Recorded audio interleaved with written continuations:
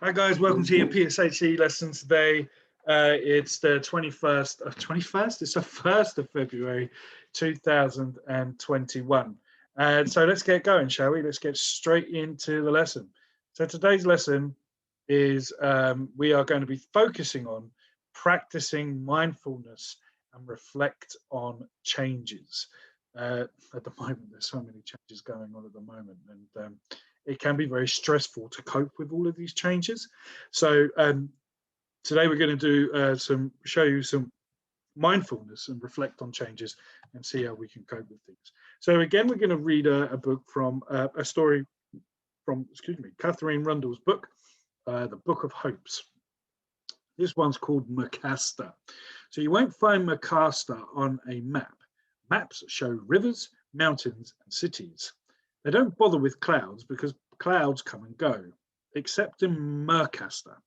The clouds came to Mercaster, but they did not go away. They sat there on roofs and in the squares and the streets and the gardens until it was wiped off the map.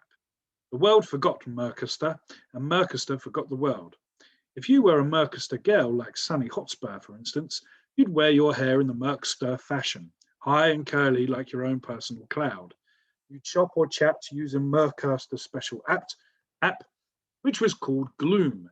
You would not go out, not without a mask and snorkel, because you're inside a cloud. It's wet, dull, and endless. Once Sunny asked her mum, "My name, Sunny, what does it even mean?" "It was just one of them words that make you feel nice, but don't actually mean anything." There were a lot of words like that in Mercaster dialect. For instance, view. There was a painting on the dining room wall in the Hotspur house called Foggy Day. It showed a foggy day. There was another called Cumulus Stratus, which showed thick grey clouds with streaks of golden yellow shining through the gaps. What are the streaks of yellow? It's the painter ran out of grey and had to use a different colour, said Mum. Unconvinced, Sunny sat at her window, scanning the passing murk for a glimpse of yellow.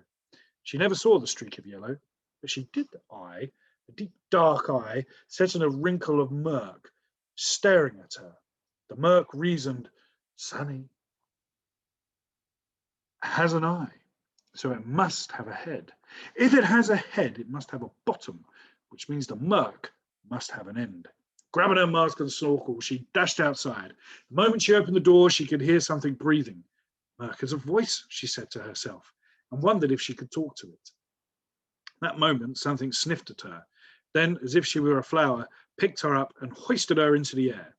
You would have known right away that this was an elephant and that it was lifting her with its trunk.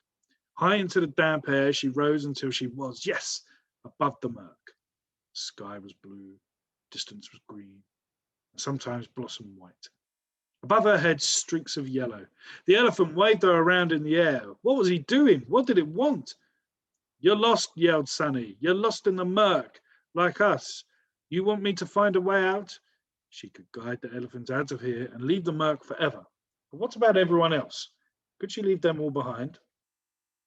While she thought, the elephant blew impatiently, and where it breathed, the murk grew thinner and light showed through.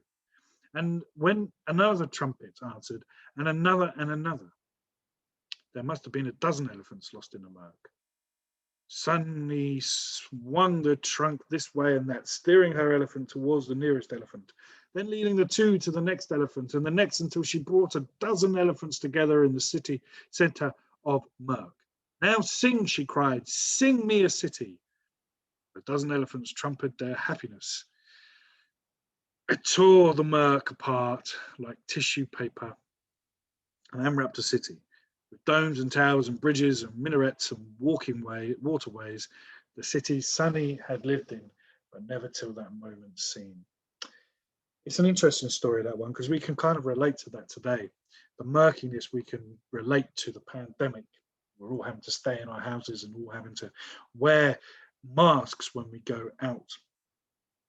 Also has very strong relations to very young children. I mean, my daughter's only 2.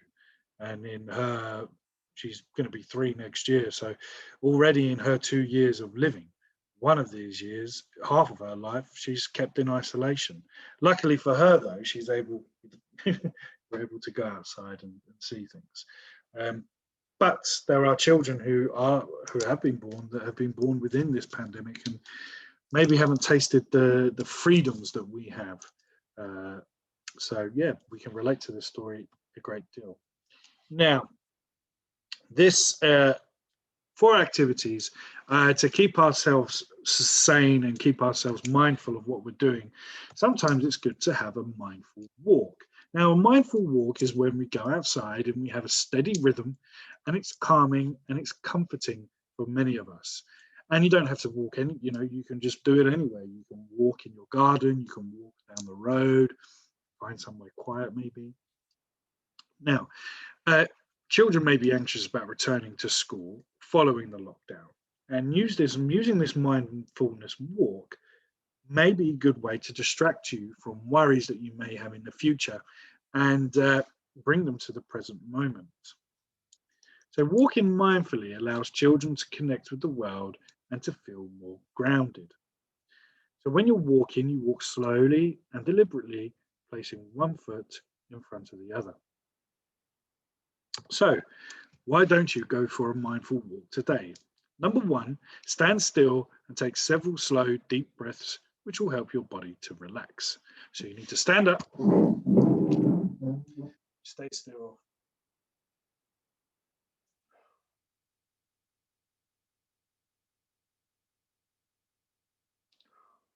Take some deep breaths. That will help your body to relax. Soften your focus and look at the ground in front of you. Smile. Smiling signals to the brain that something nice is going to happen or something is happening. And then walk slowly. Focus on the movements that go into each and every step. Now, unfortunately, I was planning to go out for a walk, but it's tipping down with rain at the moment. So now's not the best time to do it, but I'll maybe go out for a mindful walk later on once it stops raining.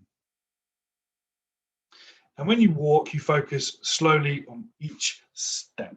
And as you're walking around, pay attention to what it is you can see, smell, and hear.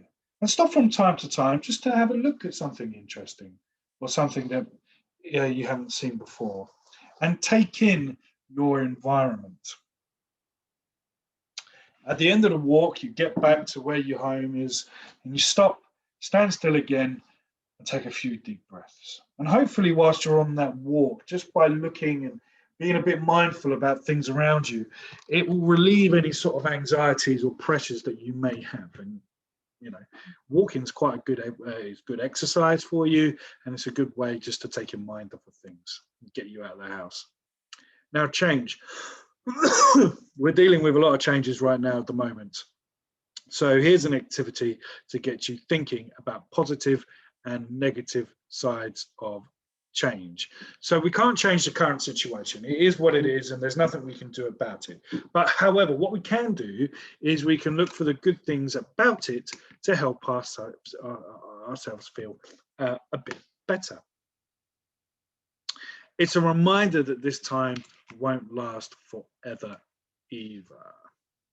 So here are some examples of positives and negative changes to get your own train of thought started.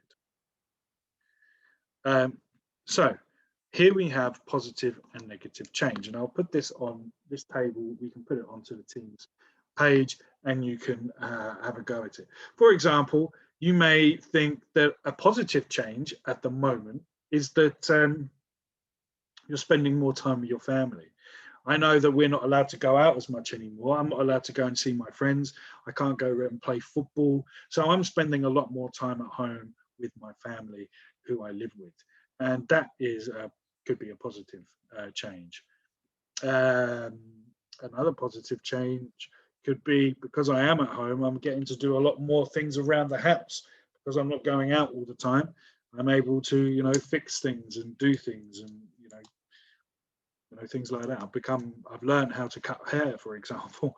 So they could be positive changes.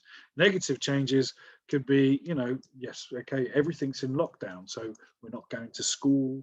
we can't go into our shops, we can't eat out at restaurants.